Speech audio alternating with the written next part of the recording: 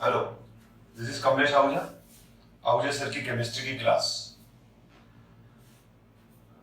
Previous class के अंदर, या बोलो मैं प्रीवियस वीडियो के अंदर,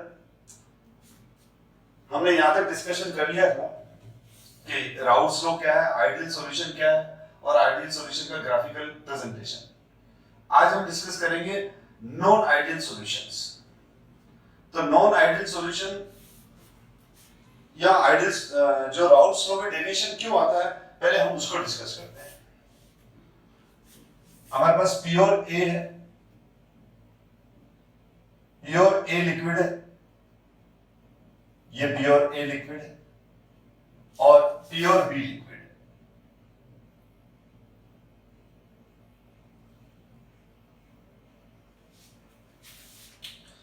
है। ए लिक्विड, इसमें ए है और इसमें बी है। जब हम इन दोनों को मिक्स करके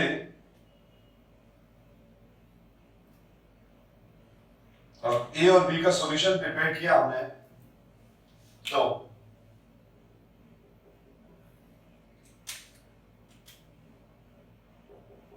ए और बी का सॉल्यूशन बन गया। जो प्योर ए है,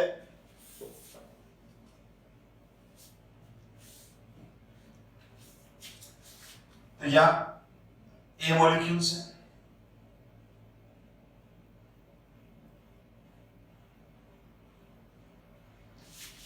और यहां सारे बी हैं। यहां पर बी मॉलिक्यूल के चारों तरफ बी मॉलिक्यूल्स हैं और प्योर ए में ए मॉलिक्यूल्स के चारों तरफ प्योर ए है।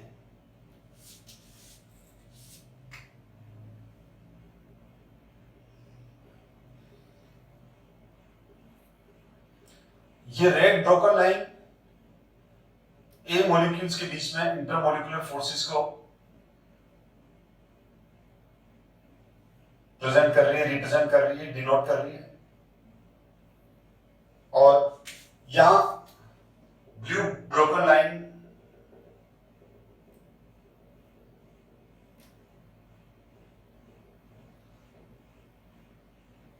बी मॉलिक्यूल्स के इंटरमॉलिक्यूलर फोर्सेस को रिप्रेजेंट कर रही है। तो इन दोनों लिक्विड्स की जो वेपोराइजेशन रेट होगी, वो वेपोराइजेशन रेट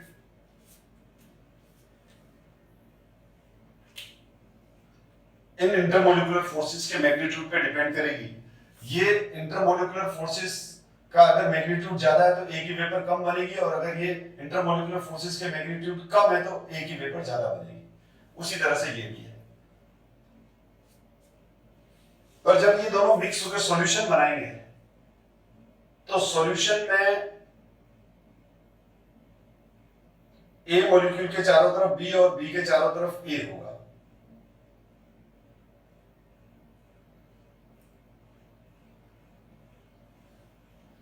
तो अब इस केस के अंदर क्या हो जाता है, ए के जो इंटरमॉलिक्यूलर फोर्सेस यहां पर है, यहां पर ए जो इंटरमॉलिक्यूलर फोर्स फील कर रहा है वो यहां पर नहीं करेगा। इसी तरह से बी जो इंटरमॉलिक्यूलर फोर्सेस यहां जो फील कर रहा है वो यहां पर नहीं फील करेगा। मैं इसको एक वैल्यू से एक्सप्लेन कर देता हूं।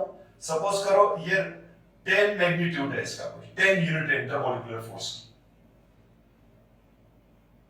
यहां पर इंटरमॉलिक्यूलर फोर्सेस 20 है।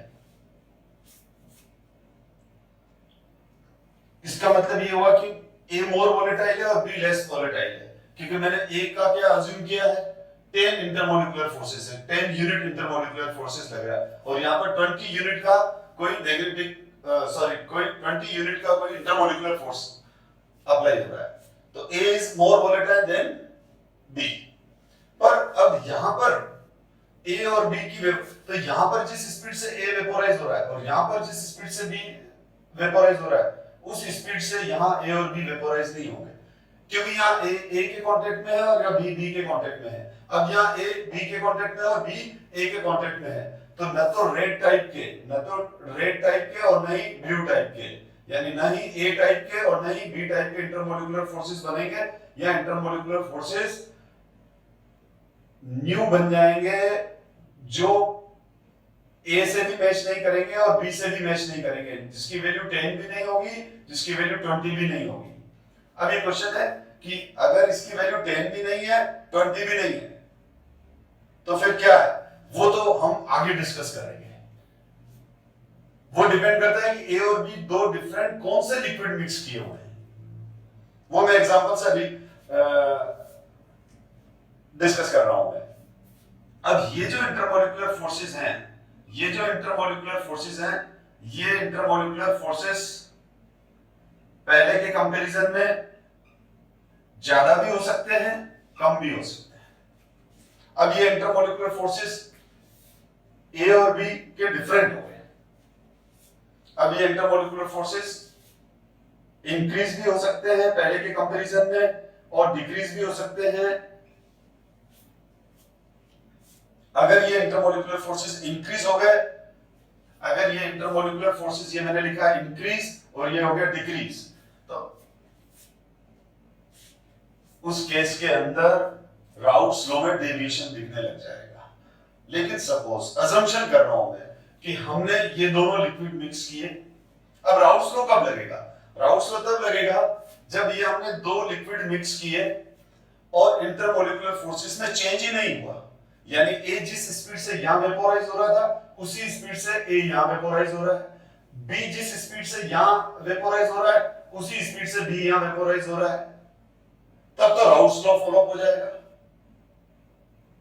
पर ऐसा होता नहीं है। ऐसा होने का मतलब तो ये हो गया कि दो डिफरेंट कलर मिक्स किए और तीसरा कलर नहीं बना, ए का ए वाला ही रहा, बी का बी वाला रहा, ऐसा नहीं हो सकता। कलर तो चेंज होगा ही। जैसे दो डिफरेंट कलर मिक्स करते हैं तो एक तीसरा कलर बनता है, इसी तरह से जब दो डिफरेंट लिक्विड मिक्स करते हैं तो एक तीसरा इंटरमोलिकुलर फोर्सेस बनता है। अब वो इंटरमोलिकुलर फोर्सेस इंक्रीज भी हो सकते हैं, डिक्रीज भी हो सकते हैं। इस वजह से राउट्स लॉ सॉल्यूशन के अंदर आइडियली बिहेव नहीं करता है due to change in intermolecular forces of A and B. हाँ, नियरली आइडियल सॉल्यूशन बन सकता है, वो हम बाद में डिस्कस करते हैं। पहले हम एग्जांपल से एक बार डेविएशन को डिस्कस करें कि इंटरमोलिकुलर फोर्सेस चेंज होने से डेविएशन कैसे आता है। तो डेविएशन दो तरह के आएंगे। अगर इंटरमोलिकुलर फोर्सेस इंक्रीज हो जाता है तो हम इसको बोलते हैं पॉजिटिव डेविएशन। क्या बोलेंगे? Negative deviation. अगर इंटरमोलिकुलर फोर्सेस इंक्रीज होते हैं तो नेगेटिव डेविएशन कहेंगे राउट्स लॉ, और अगर इंटरमोलिकुलर फोर्सेस डिक्रीज होते हैं तो हम इसको बोलेंगे पॉजिटिव डेविएशन। मैं एग्जांपल से इसको एक्सप्लेन करता हूं। तो ये इंटरमोलिकुलर फोर्सेस चेंज हो गए, ये कंफर्म है। तो इंटरमोलिकुलर फोर्सेस चेंज हो गए तो राउट्स लॉ सॉल्यूशन ओबे नहीं करेगा, सॉल्यूशन नॉन आइडियल बन जाएगा। तो हम सबसे पहले डिस्कस, मैंने क्या कहा, इंटरमोलिकुलर फोर्सेस के बेस पर राउट्स लॉ के डेविएशन को दो पार्ट में डिवाइड किया है, नेगेटिव डेविएशन और पॉजिटिव डेविएशन। तो हम अब पहले नेगेटिव डेविएशन को डिस्कस करते हैं। हमारे पास एसीटोन है, एसीटोन CH3CO CH3 फॉर्मूला है, और दूसरा है क्लोरोफॉर्म है। एनसीईआरटी बुक के अंदर भी यही एग्जांपल लेके नेगेटिव डेविएशन को एक्सप्लेन किया हुआ है। एसीटोन के, प्योर एसीटोन का वेपर प्रेशर P0AC मैं इस तरह से रिप्रेजेंट करूंगा। क्लोरोफॉर्म का जो है उसको मैं CH यूज करूंगा। तो ये किसको बता रहा है? ये बता रहा है एसीटोन के वेपर प्रेशर को, और ये बता रहा है क्लोरोफॉर्म के वेपर प्रेशर को जब वो प्योर है। अब हमारे पास ये एसीटोन और ये क्लोरोफॉर्म, ये दोनों सॉल्यूशन है मेरे पास इसमें, सॉरी दोनों प्योर लिक्विड है। इन दोनों प्योर लिक्विड को मैंने इसमें मिक्स कर दिया, सॉल्यूशन बना दिया। ये बाइनरी सॉल्यूशन बन गया, होमोजेनियस बाइनरी सॉल्यूशन बन गया। इसमें मैंने एसीटोन और क्लोरोफॉर्म दोनों को मिक्स कर दिया। एसीटोन में कार्बोनिल ग्रुप है, C double bond O group है। क्लोरोफॉर्म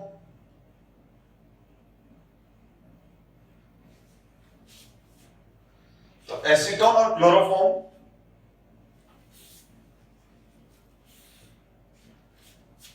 इधर लिख रहा हूं, एसीटोन और ये क्लोरोफॉर्म CHCl मिक्स होते ही अब यहां पर क्या हुआ, एसीटोन मॉलिक्यूल के चारों तरफ क्लोरोफॉर्म मॉलिक्यूल है और क्लोरोफॉर्म मॉलिक्यूल के चारों तरफ एसीटोन मॉलिक्यूल है। ऑक्सीजन का इलेक्ट्रोनेगेटिविटी ज्यादा है तो ऑक्सीजन पर पार्शियल नेगेटिव चार्ज आ जाएंगे, क्योंकि C डबल बॉन्ड होके दोनों bonds towards oxygen atom shift हो जाएंगे। और यहां कार्बन का इलेक्ट्रोनेगेटिविटी ज्यादा है तो हाइड्रोजन पर पार्शियल पॉजिटिव चार्ज आ जाएगा। मैंने आपको पहले ही बता रखा है, आप 11 से पढ़ रहे हो कि फ्लोरीन, ऑक्सीजन और नाइट्रोजन ये इंटरमॉलिक्यूलर हाइड्रोजन बॉन्डिंग बनाते हैं। तो जैसे ये दोनों मिक्स हुए तो इनके बीच में इंटरमॉलिक्यूलर हाइड्रोजन बॉन्डिंग बन गई। कि क्या बन गई इनके बीच में? Intermolecular H bonding. और intermolecular hydrogen bonding intermolecular forces का स्ट्रॉन्ग फोर्स है। इंटरमॉलिक्यूलर फोर्सेस में अगर सबसे ज्यादा स्ट्रॉन्ग फोर्स होता है तो वो इंटरमॉलिक्यूलर हाइड्रोजन बॉन्डिंग होती है। जबकि यहां पर डायपोल डायपोल अट्रैक्शन था, यहां पर भी डायपोल डायपोल अट्रैक्शन था। कहने का मतलब ये हो गया कि जब एसीटोन और क्लोरोफॉर्म दोनों मॉलिक्यूल को हमने मिक्स किया तो नेट इंटरमॉलिक्यूलर फोर्सेस इंक्रीज हो गए। इंटरमॉलिक्यूलर फोर्सेस हाइड्रोजन बॉन्डिंग बनने की वजह से यहां इंक्रीज हो गए। यानी इस सॉल्यूशन बनते ही या इंटरमॉलिक्यूलर फोर्सेस इंक्रीज हो गए। मैंने आपको कहा कि जब हम A और B दो डिफरेंट लिक्विड को मिक्स कर रहे हैं तो A के जो प्योर फॉर्म में इंटरमॉलिक्यूलर फोर्सेस हैं और B के जो प्योर फॉर्म में इंटरमॉलिक्यूलर फोर्सेस हैं वो जो भी है ओके, बट जब दोनों ही आपस में मिक्स हो जाते हैं तो अब A के चारों तरफ B और B के चारों तरफ A है तो A और B दोनों कंपोनेंट के इंटरमॉलिक्यूलर फोर्सेस उसके प्योर फॉर्म से डिफरेंट हो जाते हैं। जैसे यहां एसीटोन और क्लोरोफॉर्म के भी प्योर एसीटोन के अंदर डायपोल डायपोल अट्रैक्शन है, प्योर क्लोरोफॉर्म में भी डायपोल डायपोल अट्रैक्शन है और dipole dipole attraction weak force होते हैं compared to intermolecular hydrogen bonding. अब जैसे ही एसीटोन और क्लोरोफॉर्म मॉलिक्यूल को मिक्स किया तो जो सॉल्यूशन बना उसमें इंटरमॉलिक्यूलर हाइड्रोजन बॉन्डिंग अपीयर हो गई, फॉर्म हो गई एसीटोन और क्लोरोफॉर्म मॉलिक्यूल्स के बीच में। तो नेट क्या हुआ? इंटरमॉलिक्यूलर फोर्सेस इंक्रीज हो गए।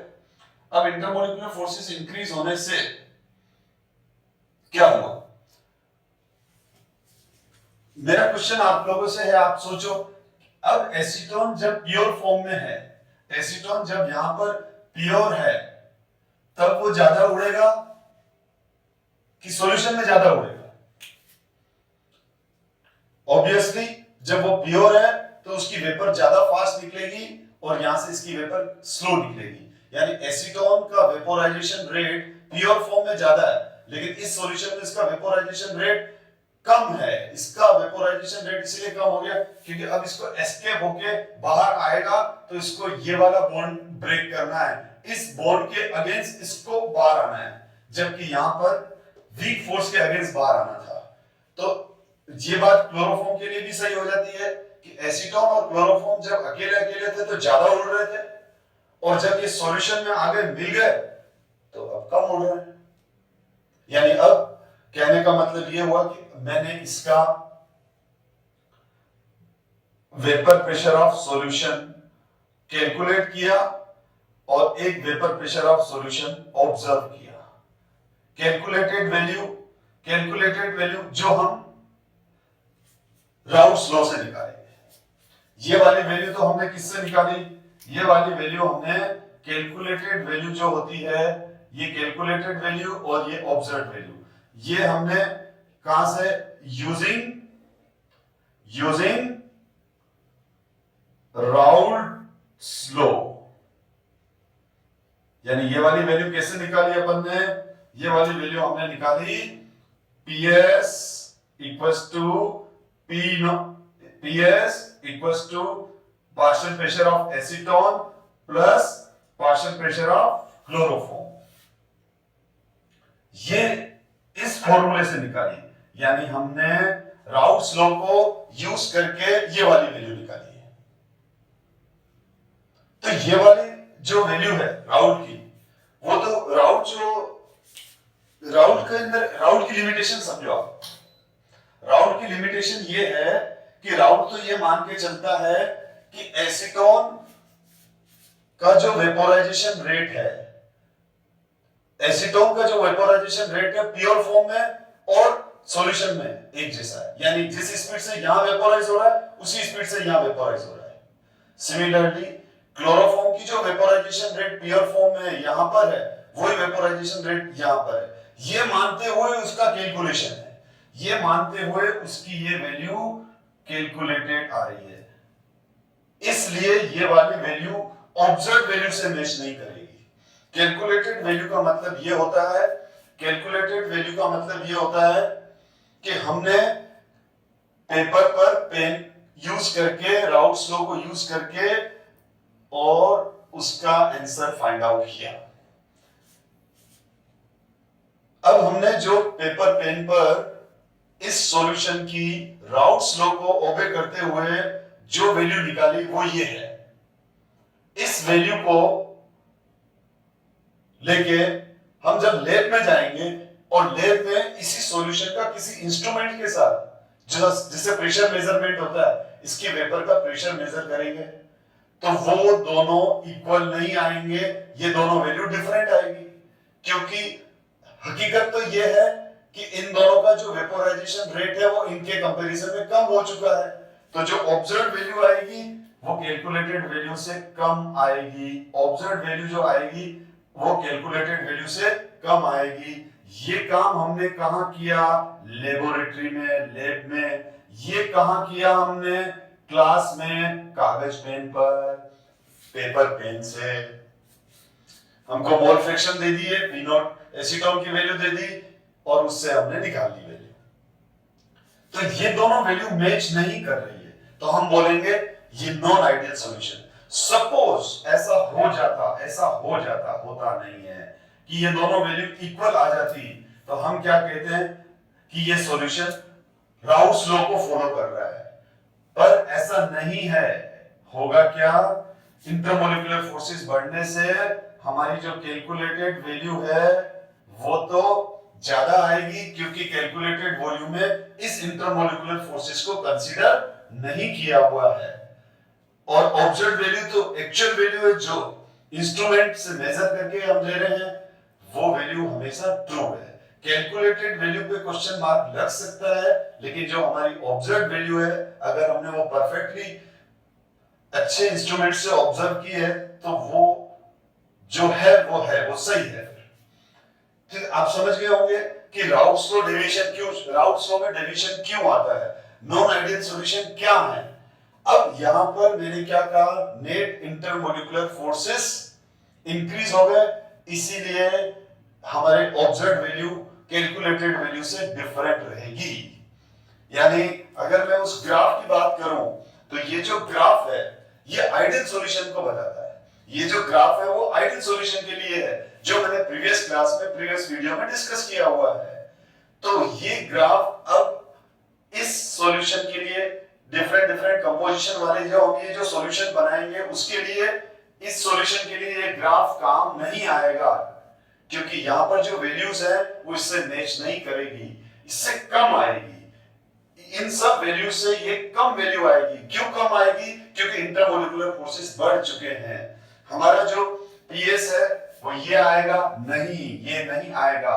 ये जो अब जो ब्लैक लाइन बना रहा हूं ये आएगी, यानी ओरिजिनल वैल्यू से कम आएगी। मैंने क्या कहा था? एक्सट्रीमली लेफ्ट और एक्सट्रीमली राइट, यहां तो प्योर क्लोरोफॉर्म और प्योर एसीटोन है।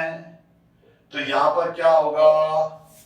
यहां पर ये जो ब्लैक लाइन है, जो मैंने अभी ब्लैक लाइन बनाई है, मैंने जो अभी जो ब्लैक लाइन इस पे ड्रॉ की है, ये ब्लैक लाइन किसको बता रही है? ऑब्जर्व्ड वेपर प्रेशर को।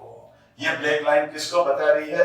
ऑब्जर्व्ड वेपर प्रेशर को। यानी ये ब्लैक लाइन किसको बता रही है? ऑब्जर्व वेपर प्रेशर, जो हम कहां कर रहे हैं? जो हमने लैब में किया है, जो हमने लैब में किया, यानी ये वाली वैल्यू ब्लैक वाली, और ये जो वाली लाइन है, ये वाली लाइन बता रही है कैलकुलेटेड वेपर प्रेशर, यानी जो राउट स्लो को फॉलो करते हुए हमने राउट स्लो को फॉलो करते हुए फाइंड आउट की थी या की है। इसी तरह से अब इसका मतलब ये वाली वैल्यू तो पीएस है, तो ये जो पीएस है वो किसका सम है? ये कैलकुलेटेड पीएस है, ये कैलकुलेटेड वेपर प्रेशर है सॉल्यूशन का, और ये वाले ऑब्जर्व वेपर प्रेशर है। तो ये तो पीएस पीए प्लस पीबी है, यानी क्लोरोफॉर्म और एसीटोन का सम है। तो जब टोटल वेपर प्रेशर कम हुए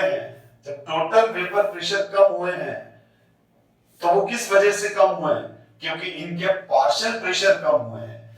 यहां पर अगर हम देखें, ध्यान दें, पार्शियल नोट नहीं लगा रहा हूं ऊपर, partial vapour pressure of acetone, partial vapour pressure of acetone, partial vapour pressure of chloroform, partial vapour pressure of chloroform, ये दो बार क्यों लिखा है बता रहा हूं मैं। तो partial vapour pressure of acetone, partial vapour pressure of chloroform. तो यहां पर जो वापस मैं यहां आ रहा हूं, ये पार्शियल वेपर प्रेशर कौन से पार्शियल वेपर प्रेशर, ये कैलकुलेटेड, ये ऑब्जर्व। तो जो कैलकुलेटेड है वो ज्यादा आएंगे किसके कंपैरिजन में? ये भी ज्यादा है, ये भी ज्यादा है, क्योंकि ये जो हम ऑब्जर्व कर रहे हैं वो तो हमको कम आएंगे, क्योंकि एसीटोन और क्लोरोफॉर्म दोनों इंटरमॉलिक्यूलर हाइड्रोजन बॉन्डिंग बनने की वजह से ये दोनों वैल्यूज जो हम ऑब्जर्व कर रहे हैं वो कम आएंगी। तो यहां पर ऐसा इसलिए हुआ क्योंकि इंटरमॉलिक्यूलर हाइड्रोजन बॉन्डिंग बन गई, इंटरमॉलिक्यूलर फोर्सेस बन गए। तो यहां पर जो ये ए वाली लाइन है, ये भी नॉर्मल से कैलकुलेटेड वैल्यू से कम आएगी। कैलकुलेटेड वैल्यू को नॉर्मल वैल्यू भी बोलते हैं। इसी तरह से हम अगर यहाँ बी की बात करें तो बी की भी कम आएगी।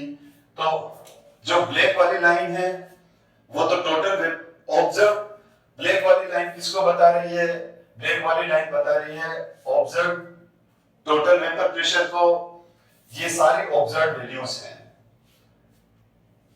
ये observe partial vapour pressure of acetone है, ये observe partial vapour pressure of chloroform है, और ये observe vapour pressure of solution है। जो मैंने अभी ड्रॉ की कलर से, ये ऑब्जर्व वैल्यू है, और जो पहले से बनी हुई थी ये वाली ये राउट्स लॉ को फॉलो करते हुए बताई। तो इसके अंदर जो ग्राफ है, तो जब हमारे को एग्जाम में नेगेटिव डेविएशन का ग्राफ बनाने को आए तो हम सीधा ये बनाएंगे बस। और अब उसमें आप 3 कलर तो यूज करेंगे नहीं, 2 कलर यूज कर लेना। एक ब्लू लाइन से ये बना दिया तो ब्लैक लाइन से ये बना देना। नीचे नोट कर देना कि ब्लू लाइन तो कैलकुलेटेड को बता रही है और ब्लैक लाइन ऑब्जर्व लाइंस को बता रही है। तो ऑब्जर्व्स जो होगी वो कैलकुलेटेड वैल्यू से कम आएगी। रीजन ये है कि इंटरमॉलिक्यूलर फोर्सेस बढ़ गए हैं। तो आई थिंक आपको ये नेगेटिव डेविएशन, और अब आप बड़ा कंफ्यूजन रहता है इसके अंदर कि नॉन आइडियल सॉल्यूशन क्यों बनते हैं, कैसे बनते हैं। तो इस प्रेजेंटेशन से और इस एक्सप्लेनेशन से आपका ये क्लियर हो गया होगा कि नेगेटिव डेविएशन क्या है। अब इसका उल्टा भी हो सकता है। अब इसका उल्टा क्या हो सकता है? इसका उल्टा ये है कि नेट इंटरमॉलिक्यूलर फोर्सेस डिक्रीज हो जाएं। नेट इंटरमॉलिक्यूलर फोर्सेस डिक्रीज हो जाएं। सपोज हम 2 डिफरेंट लिक्विड मिक्स कर रहे हैं, और दोनों डिफरेंट लिक्विड मिक्स करते समय दोनों के जो हैं इंटरमॉलिक्यूलर फोर्सेस डिक्रीज हो जाएं।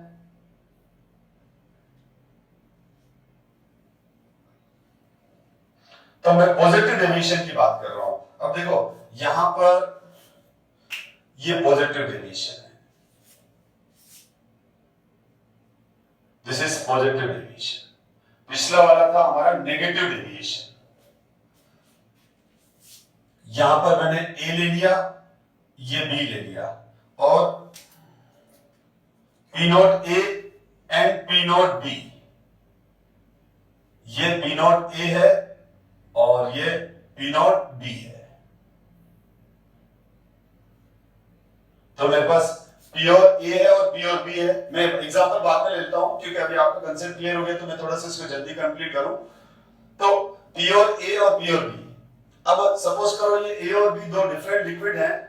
अब जब दोनों डिफरेंट लिक्विड को हमने मिक्स किया तो नेट इंटरमोलिकुलर फोर्सेस डिक्रीज हो गए, यानी दोनों ने एक दूसरे को फ्री कर दिया एक तरह से। मैं एग्जांपल से भी समझाऊंगा। तो अब ए और बी को अपन ने मिक्स किया और ये जो सॉल्यूशन बन गया, इस सॉल्यूशन में इंटरमोलिकुलर फोर्सेस डिक्रीज हो गए। इंटरमोलिकुलर फोर्सेस क्या हो गए? डिक्रीज हो गए। अगर ऐसा होता है कि इंटरमोलिकुलर फोर्सेस डिक्रीज हो जाए, यानी वो एक दूसरे को फ्री कर गए, उन्होंने एक दूसरे को क्या किया? फ्री कर दिया। अब यहां पर ए इंटरमोलिकुलर फोर्स ज्यादा फील कर रहा है सॉल्यूशन के कंपैरिजन में, यहां पर बी इंटरमोलिकुलर फोर्स ज्यादा फील कर रहा है इस सॉल्यूशन के अंदर जो बी है उसके कंपैरिजन में। तो अब मेरा क्वेश्चन ये है कि जब ये अकेले हैं, प्योर है, तो ज्यादा उड़ेंगे कि सॉल्यूशन में है तो ज्यादा उड़ेंगे? ऑब्वियसली जब ये सॉल्यूशन में है तो ये ज्यादा उड़ेंगे, यानी इन बी की जो वेपोराइजेशन रेट यहां है वो कम है, और सॉरी ए की जो वेपोराइजेशन रेट है वो यहां कम है, लेकिन यहां ए की वेपोराइजेशन रेट ज्यादा है, यानी इसके कंपैरिजन में यहां सॉल्यूशन में ए ज्यादा फास्ट वेपोराइज होगा, और बी के लिए भी यही है कि बी यहां पर स्लो वेपोराइज होगा क्योंकि इंटरमोलिकुलर फोर्सेस ज्यादा है। ए के कांटेक्ट में आती बी के भी इंटरमोलिकुलर फोर्सेस कम हो गए तो बी भी तेजी से उड़ने लग गया। तो यहां पर वही वाली बात है कि हम जब इस सॉल्यूशन का कैलकुलेटेड वैल्यू निकालेंगे जो हमने क्लास में निकाला पेपर पेन से, राउल्स लॉ को यूज करते हुए ए और बी का जब हमने फाइंड आउट किया कैलकुलेटेड वैल्यू, तो ये जो कैलकुलेटेड वैल्यू आएगी, ओके, अब हमने ये कैलकुलेटेड वैल्यू कैलकुलेट करके हम लैब में मूव कर गए। लैब में इसी सॉल्यूशन का जिस कंपोजिशन में हमने ये आंसर निकाला है उसी कंपोजिशन का सॉल्यूशन बना के, और इस सॉल्यूशन का हम लैब में जब इंस्ट्रूमेंट से वेपर प्रेशर ऑब्जर्व करेंगे तो वो सेम नहीं आएगा। ये अब लैब में जो हमने ऑब्जर्व किया वो कैलकुलेटेड वैल्यू से ज्यादा आएगा।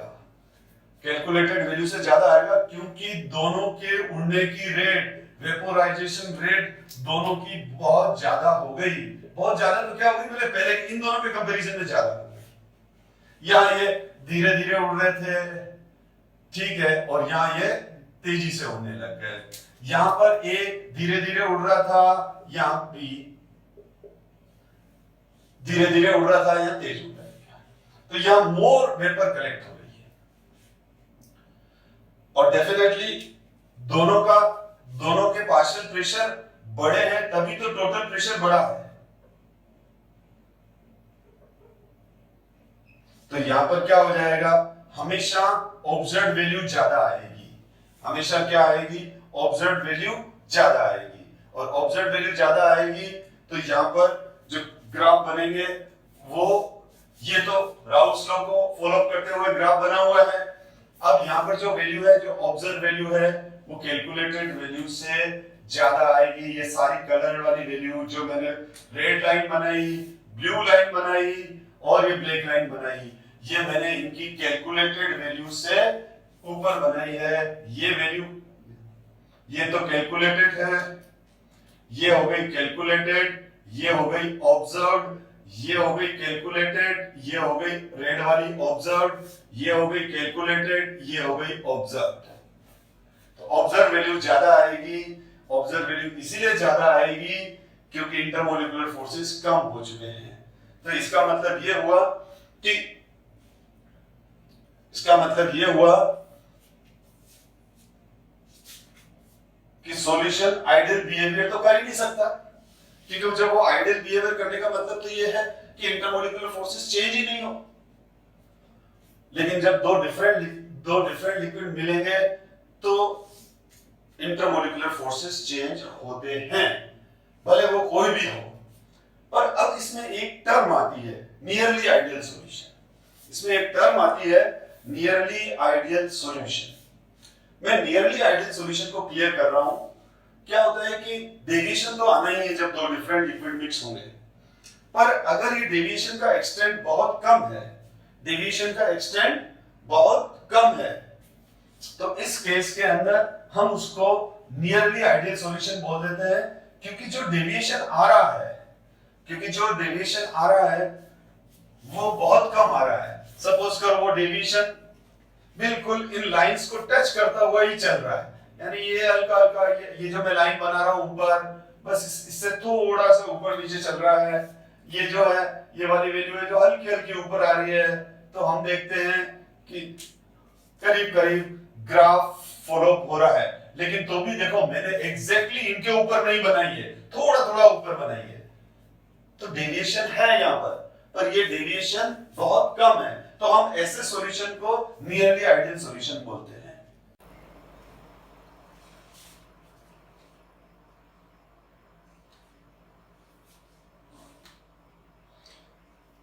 अब क्वेश्चन ये है कि आइडियल सॉल्यूशन कब बनता है? आइडियल सॉल्यूशन तब बनते हैं जब दो सिमिलर नेचर के मॉलिक्यूल आपस में मिक्स किए जाते हैं। सिमिलर नेचर का मतलब हो गया जैसे प्रोपाइल अल्कोहल और इथाइल अल्कोहल, दोनों अल्कोहल हैं, OH फंक्शनल ग्रुप है दोनों में, और साथ में दोनों में इंटरमोलिकुलर हाइड्रोजन बॉन्डिंग है। और जब दोनों मॉलिक्यूल्स को मिक्स करेंगे तो इनके प्योर फॉर्म में भी इंटरमोलिकुलर हाइड्रोजन बॉन्डिंग थी, और सॉल्यूशन के अंदर भी इंटरमोलिकुलर हाइड्रोजन बॉन्डिंग है। अब सॉल्यूशन जैसे प्रिपेयर हुआ तो उसके अंदर जो इंटरमोलिकुलर हाइड्रोजन बॉन्डिंग है वो पहले भी थी और बाद में भी थी, तो इसलिए इंटरमोलिकुलर फोर्सेस में ज्यादा चेंज नहीं हुआ, तो ये सॉल्यूशन नियरली आइडियल हो गया। तो दो सिमिलर टाइप के जब मॉलिक्यूल आपस में मिक्स किए जाते हैं तब आइडियल सॉल्यूशन बनते हैं। जैसे बेंजीन और टॉल्यूइन मिक्स कर देंगे तो आइडियल सॉल्यूशन बन जाएगा। पेट्रोल और डीजल मिक्स कर दो तो आइडियल सॉल्यूशन बन जाएगा। दो पोजीशन आइसोमर्स हो गए, वन प्रोपेनॉल और 2 प्रोपेनॉल, तो आइडियल सॉल्यूशन बन जाएगा। बेंजीन टॉल्यूइन मिक्स कर दिए तो आइडियल सॉल्यूशन बन जाएगा। N pentane N hexane mix कर दिए तो आइडियल सॉल्यूशन बन जाएगा। तो आइडियल सॉल्यूशन में डेविएशन का एक्सटेंट कम आता है, क्योंकि प्योर फॉर्म में जो इंटरमोलिकुलर फोर्सेस होते हैं ए और बी कंपोनेंट के, और जब वो सॉल्यूशन में आ जाते हैं तो उनके इंटरमोलिकुलर फोर्सेस में ज्यादा चेंज नहीं होते हैं, और वो जो चेंज होता है हम उसको इग्नोर कर देते हैं। हम एक बार पॉजिटिव डेविएशन और नेगेटिव डेविएशन के 2 पॉइंट और डिस्कस करने हैं, उसको पहले डिस्कस कर लेते हैं। जब हम पॉजिटिव डेविएशन की बात कर रहे थे, मैं पॉजिटिव डेविएशन की बात कर रहा हूं, तो पॉजिटिव डेविएशन में जब हम ए और बी लिक्विड को मिक्स करते हैं, तो जो सॉल्यूशन बनता है उसमें नेट इंटरमोलिकुलर फोर्सेस क्या हो जाते हैं? नेट इंटरमोलिकुलर फोर्सेस इसके डिक्रीज हो जाते हैं। नेट इंटरमोलिकुलर फोर्सेस क्या हुए? इंटरमोलिकुलर फोर्सेस डिक्रीज हुए। इंटरमोलिकुलर फोर्सेस जब डिक्रीज हुए तो क्या होगा? ये सॉल्युबिलिटी एंडोथर्मिक हो जाएगी। क्यों हो जाएगी एंडोथर्मिक सॉल्युबिलिटी? क्योंकि इंटरमोलिकुलर फोर्सेस डिक्रीज हुआ, इसका मतलब ए कंपोनेंट और बी कंपोनेंट जब मिक्स होके A and B solution form हुआ, तो इस सॉल्यूशन के अंदर इंटरमोलिकुलर फोर्स ब्रेक हुए, यानी फोर्स ब्रेक होंगे, तो फोर्स ब्रेक होने के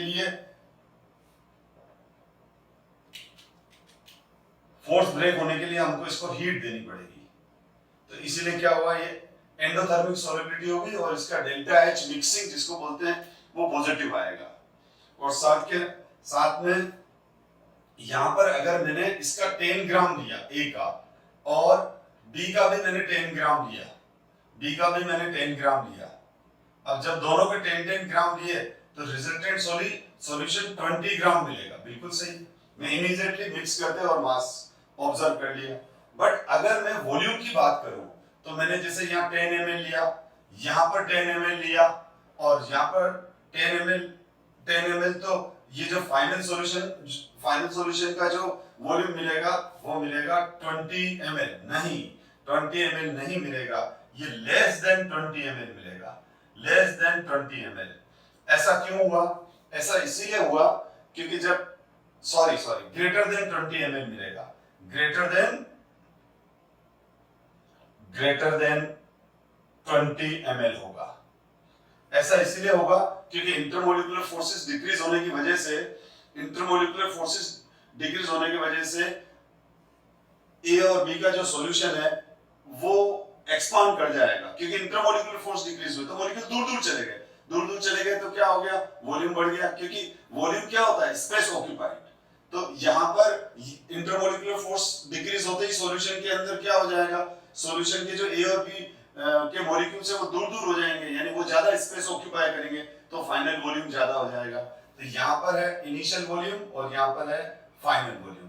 तो यहाँ पर इनिशियल वॉल्यूम से ज्यादा होगा फाइनल वॉल्यूम, इस वजह से डेल्टा वी मिक्सिंग जो रहेगा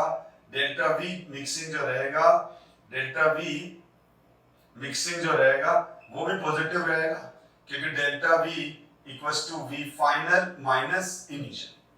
तो ये हमको ध्यान रखना है कि जब भी दो लिक्विड आपस में मिक्स होकर पॉजिटिव डेविएशन शो करेंगे तो इंटरमोलिकुलर फोर्सेस डिक्रीज हो गए, तो इंटरमोलिकुलर फोर्सेस ब्रेक हुए तो ये एंडोथर्मिक सॉल्युबिलिटी हुई, यानी सॉल्यूशन का टेंपरेचर डिक्रीज हो जाएगा, डेल्टा एच की वैल्यू पॉजिटिव हो जाएगी, क्योंकि enthalpy change positive means endothermic. Similarly net volume expand कर जाएगा, क्योंकि इंटरमोलिकुलर फोर्स इंक्रीज होने की वजह से इंटरमोलिकुलर फोर्सेस डिक्रीज होने की वजह से वॉल्यूम एक्सपांड होगा। अगर मैं नेगेटिव डेविएशन की बात करूं तो नेगेटिव डेविएशन में जब हमने ए और बी कंपोनेंट को मिक्स किया था, ए और बी कंपोनेंट को मिक्स करके, और जो हमने ए बी सॉल्यूशन बनाया, जो हमने यहाँ पर ए बी सॉल्यूशन बनाया, उसमें इंटरमोलिकुलर फोर्सेस क्या हो गए? इंटरमोलिकुलर फोर्सेस इंक्रीज हो गए। तो इस केस में इंटरमोलिकुलर फोर्स इंक्रीज हो गए, इंटरमोलिकुलर फोर्सेस इंक्रीज हो गए, और इंटरमोलिकुलर फोर्सेस इंक्रीज होने की वजह से इंटरमोलिकुलर फोर्सेस इंक्रीज हो गए, और इंटरमोलिकुलर फोर्सेस इंक्रीज होने की वजह से क्या होगा? यानी अंदर फॉर्म बॉन्डिंग हो रही है। जैसे मैंने एग्जांपल दिया था, क्लोरोफॉर्म और एसीटोन को मिक्स करते हैं, क्लोरोफॉर्म और एसीटोन को जब हम मिक्स करते हैं तो उनमें इंटरमोलिकुलर हाइड्रोजन बॉन्ड फॉर्म हो जाता है। तो इंटरमोलिकुलर हाइड्रोजन बॉन्ड फॉर्म हुआ तो एनर्जी रिलीज होगी, क्योंकि जब भी बॉन्ड बनते हैं तो एनर्जी रिलीज होती है। तो यहाँ पर जो डेल्टा एच मिक्सिंग रहेगा, वो नेगेटिव रहेगा, और this solubility is endothermic solubility. This solubility is exothermic solubility। ये एक्सोथर्मिक सॉल्युबिलिटी हो जाएगी, हीट इवॉल्व होगी, टेम्परेचर, यहां पर जो टेम्परेचर है वो सॉल्यूशन का रेस कर जाएगा, और साथ में वॉल्यूम डिक्रीज हो जाएगा। फॉर एग्जांपल, अगर मैंने इसका 10 ml लिया और इसका भी 10 ml लिया, अब जब दोनों का 10 ml लिया तो ये क्या हो जाएगा? Less than 20 ml। क्यों हो जाएगा लेस देन 20 ml? अभी का स्पेस ऑक्यूपाइड, तो ए और बी जब मिक्स हुए तो वो एक दूसरे को इंटरमोलिकुलर फोर्स से अट्रैक्ट कर रहे हैं, और इंटरमोलिकुलर फोर्स से अट्रैक्ट कर रहे हैं तो सॉल्यूशन के अंदर वो एक दूसरे के क्लोज आए तो सॉल्यूशन थोड़ा सा कंप्रेस हो जाएगा। इसका मतलब यहाँ पर जो V इनिशियल है और V फाइनल है, तो V फाइनल कम होगा और V इनिशियल ज्यादा होगा, तो जो डेल्टा V की वैल्यू आ जाएगी वो आ जाएगी V final minus V initial, तो डेल्टा V इज नेगेटिव। तो यहाँ पर डेल्टा H भी नेगेटिव है और डेल्टा V भी नेगेटिव है। तो कुल मिला के अगर हम वापस तीनों तरह के सॉल्यूशन को सम अप करें, तो मैं एक टेबल के फॉर्म में इसके लिए यहाँ पर स्क्रीन पे एक टेबल डिस्प्ले कर रहा हूं। इस टेबल के थ्रू अपन आइडियल और नॉन आइडियल सॉल्यूशन के जो पॉजिटिव और नेगेटिव डेविएशन है दोनों को सम अप कर लेते हैं। टेबल को आप ध्यान से देखें और बाद में वीडियो पॉज करके और इसको अच्छे से रीड कर लें, या इसको देख के आप नोट्स भी बना सकते हैं कि आइडियल सॉल्यूशन क्या है। आइडियल सॉल्यूशन वो है जो राउट्स लॉ को ओबे करे at every range of concentration, her composition वाला सॉल्यूशन राउट्स लॉ को ओबे करे। अब नॉन आइडियल के अंदर पॉजिटिव डेविएशन है, नॉन आइडियल सॉल्यूशन के अंदर एक तो पॉजिटिव डेविएशन है और एक नेगेटिव डेविएशन है, तो ये दोनों ही राउट्स लॉ को ओबे नहीं करेंगे। तो फर्स्ट पॉइंट क्लियर है कि आइडियल वो जो राउट्स लॉ को ओबे कर रहे हैं, नॉन आइडियल वो जो राउट्स लॉ को ओबे नहीं कर रहे हैं। अब आइडियल सॉल्यूशन का मतलब तो ये है कि जब ए और बी कंपोनेंट को मिक्स करेंगे तो इंटरमोलिकुलर फोर्सेस न तो बढ़ेंगे न घटेंगे। इस वजह से जो एंथैल्पी चेंज है, एंथैल्पी चेंज जो है डेल्टा एच की वैल्यू यहाँ 0 होगी, डेल्टा एच की वैल्यू यहाँ पर डेल्टा एच की वैल्यू 0 हो जाएगी, न तो हीट एब्जॉर्ब होगी और न हीट रिलीज होगी। और यहाँ पर क्या हो जाएगा, यहाँ पर हम बात कर रहे हैं पॉजिटिव डेविएशन की। पॉजिटिव डेविएशन के अंदर ये सॉल्युबिलिटी एंडोथर्मिक रहेगी, और एंडोथर्मिक रहेगी तो डेल्टा एच की वैल्यू पॉजिटिव होगी, डेल्टा एच की वैल्यू पॉजिटिव होगी। एंडोथर्मिक है क्योंकि इंटरमोलिकुलर फोर्सेस ब्रेक हुए हैं, और किसी भी चीज को ब्रेक करने के लिए हमको एनर्जी देनी पड़ती है। यहाँ पर एक्सोथर्मिक सॉल्युबिलिटी है और डेल्टा एच की वैल्यू नेगेटिव है, डेल्टा एच की वैल्यू नेगेटिव है, एक्सोथर्मिक सॉल्युबिलिटी है क्योंकि नेगेटिव डेविएशन में इंटरमोलिकुलर फोर्सेस इंक्रीज हो जाते हैं। हो सकता है हाइड्रोजन बॉन्डिंग बन गई, तो हाइड्रोजन बॉन्डिंग बनेगी तो वो हाईली एक्सोथर्मिक हो जाएगा क्योंकि हाइड्रोजन बॉन्डिंग ज्यादा स्ट्रांग होती है। अब यहाँ पर जब इंटरमोलिकुलर फोर्सेस में चेंज नहीं होता है तो चेंज इन वॉल्यूम भी 0 रहेगा। यहाँ पर चेंज इन वॉल्यूम भी 0 रहेगा, यानी delta V equals to 0, delta V equals to 0 हो जाएगा। इस अगर अपन यहाँ पर आ जाएं तो यहाँ पर क्या हुआ, इंटरमोलिकुलर फोर्सेस कम हुए जो मैंने अभी डिस्कस किया, तो यहाँ पर नेट रिजल्टेंट सॉल्यूशन का वॉल्यूम इंक्रीज हो जाएगा और डेल्टा V की वैल्यू पॉजिटिव हो जाएगी, यानी नेट रिजल्टेंट सॉल्यूशन का वॉल्यूम इंक्रीज हो जाएगा। A का 10 ml, B का 10 ml, लेकिन AB सॉल्यूशन का ग्रेटर देन 20 ml हो जाएगा। और अगर मैं यहाँ बात करूं तो यहाँ पर डेल्टा V की वैल्यू नेगेटिव रहेगी क्योंकि यहाँ इंटरमोलिकुलर फोर्सेस इंक्रीज हो जाते हैं, और यहाँ इंटरमोलिकुलर फोर्सेस इंक्रीज होने की वजह से मॉलिक्यूल एक दूसरे के ज्यादा क्लोज आ जाते हैं, तो वॉल्यूम कुछ कंप्रेस हो जाता है। यहाँ पर ऑब्जर्व वैल्यू, यहाँ पर जो ऑब्जर्व वैल्यू है, यहाँ पर ऑब्जर्व वैल्यू सॉल्यूशन की इक्वल टू हो जाएगी कैलकुलेटेड वैल्यू के बराबर, जबकि यहाँ पर जो ऑब्जर्व वैल्यू है वेपर प्रेशर की वो ज्यादा आएगी, क्योंकि किसके कंपैरिजन में, कैलकुलेटेड के कंपैरिजन में, क्योंकि जो ऑब्जर्व वैल्यू है वो इंटरमोलिकुलर फोर्स कम होने की वजह से ज्यादा वेपोराइजेशन हो रहा है, इस वजह से ऑब्जर्व वैल्यू ज्यादा आ गई। यहाँ इंटरमोलिकुलर फोर्सेस बड़े हैं, इंटरमोलिकुलर फोर्सेस बड़े हैं, इसीलिए जो ऑब्जर्व वैल्यू है वो उससे ज्यादा आएगा कैलकुलेटेड वैल्यू, यानी यहाँ ऑब्जर्व वैल्यू कम है, इंटरमोलिकुलर फोर्सेस ज्यादा होने की वजह से वेपर कम आएगी। तो यहाँ पर वही है, फिफ्थ पॉइंट वही लिखा है, ए के जो इनिशियल इंटरमोलिकुलर फोर्सेस है और जो सॉल्यूशन के अंदर जो इंटरमोलिकुलर फोर्सेस है वो सेम है। यहाँ पर इंटरमोलिकुलर फोर्सेस कम हो गए और यहाँ इंटरमोलिकुलर फोर्सेस रिजल्टेंट सॉल्यूशन में बढ़ गए। ठीक है, यहाँ पर आइडियल सॉल्यूशन कब बनेंगे? आइडियल सॉल्यूशन तब बनते हैं जब मॉलिक्यूल के shape, size, functional group same हो, और यहाँ शेप, साइज और फंक्शनल ग्रुप डिफरेंट होते हैं।